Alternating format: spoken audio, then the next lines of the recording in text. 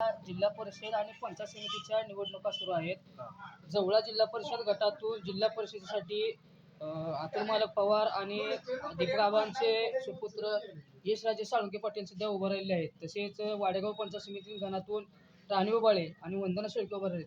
आधी आपलं नाव सांगा आणि आपली प्रतिक्रिया काय त्यांच्याबद्दल एवढं सांगा. माझं नाव असलम दस्तगीर मुलानी आणि सध्या जिल्हा परिषद गटात आता जे दीपक आबा उभा राहिले त्यांचा मुलगा, त्यांची हवा भरपूर आहे. हवा म्हणण्यापेक्षा त्यांचं काम आहे आणि ते 100% निवडून येणार आणि त्याला कारण फक्त बाबासाहेब देशमुख आहे.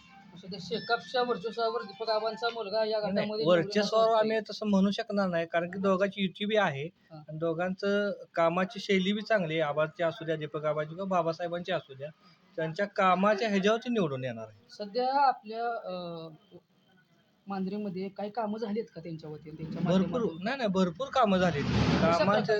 कामं म्हणजे रस्त्याची असू द्या किंवा DP असू द्या, आणि कामांची काय एवढी म्हणजे आता कोण गरीब राहिलेला नाही साहेब. आता म्हणजे आता काय कामाची काय गरज आहे बाबा, फोन केला किरकोळ गोष्टी नॉर्मल गोष्टीसाठी ती बाबासाहेब म्हणू द्या किंवा आबासाहेब असू द्या, दीपक आबा, त्यांनी वेळोवेळी वेळ काढून आम्हाला सहकार्य करतात. पंचायत समितीसाठी तुम्हाला काय वाटतं वाडेगाव गटातून? वाडेगाव गटातनं काय वनवे आहे की आता तुम्ही सर्वे करताय, तुम्हाला लक्षात यायला पाहिजे. अगदी 100% साहेबांच्या मिसेस वंदना शेळके आणि यशराज त्यांचा मुलगा 100% निवडून येणार. 100%. असं वाटतं. तुम्हाला त्याच्यात अजून काय अपेक्षा आहेत का? इथून पुढे निवडून आलं तर त्यांनी काय करावं? नाही, अपेक्षा काय आहे, गरीब जनतेने तुम्हाला विश्वासानं मतं दिली ते. आमच्या विश्वासाचा, आमच्या मताचा भंग होऊ नये.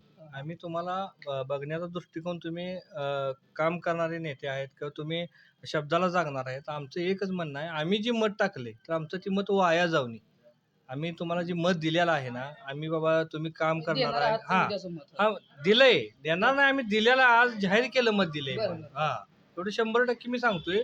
फक्त त्यांनी आम्हाला एकच या मीडियातून सांगायचं आहे, बाबासाहेब असू द्या किंवा दीपक आबा असू द्या, फक्त जनतेला तुम्ही विश्वासात घेऊन काही निर्णय तुम्हाला घ्यायचा असू द्या, वरच्या लेवलला असू द्या, खालच्या लेवलला असू द्या, फक्त जनतेला विश्वासात घेऊन कुठलाही निर्णय घ्यावा हे असे. आणि सध्या साहेब गरीब कोण नाही आणि कुणाला अशी म्हणावं आता काय त्यांनी ही करावा ती द्यावा, गरीबच नाही आहे कोण. सगळ्याकडे ऑलरेडी सगळं प्रकारे आपल्या मांजरी गावातून त्यांना लीड मिळेल असं काय वाटतं? नाही, आमचा तर प्रयत्न कसा आहे आता साहेब, मतदान होत तर ती काय ही नाही, पण आम्ही 100% तयारीला लागलोय. आमच्या गावातनं जेवढं जास्त आम्हाला दीपक आबाच्या मुलाला जेवढं आम्हाला लीड देता येईल ते आम्ही देणार आहे त्यांना.